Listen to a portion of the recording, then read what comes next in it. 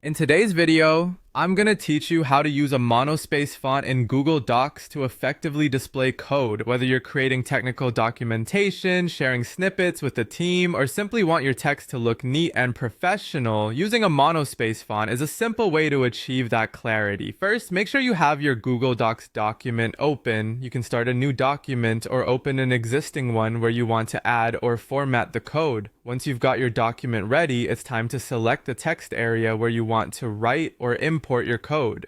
You can either click directly on your document to position your cursor in the desired location or highlight the existing text that you want to convert into a code format.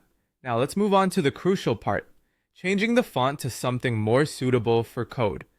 Google Docs provides a selection of monospace fonts that are perfect for code formatting because they ensure each character takes up the same amount of space. This uniformity makes your code easily readable and aesthetically pleasing. Some popular choices include Courier New, Consoles, or Source Code Pro.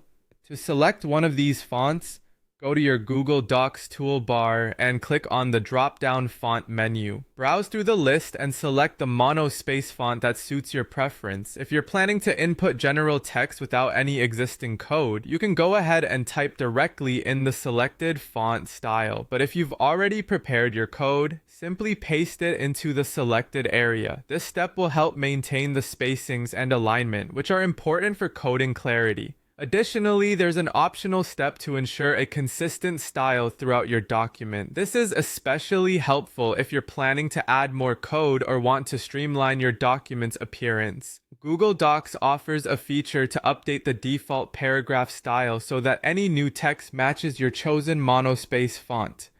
To do this, navigate to the Format menu at the top. Hover over Paragraph Styles, then go to Normal Text. From there, select the option Update Normal Text to match.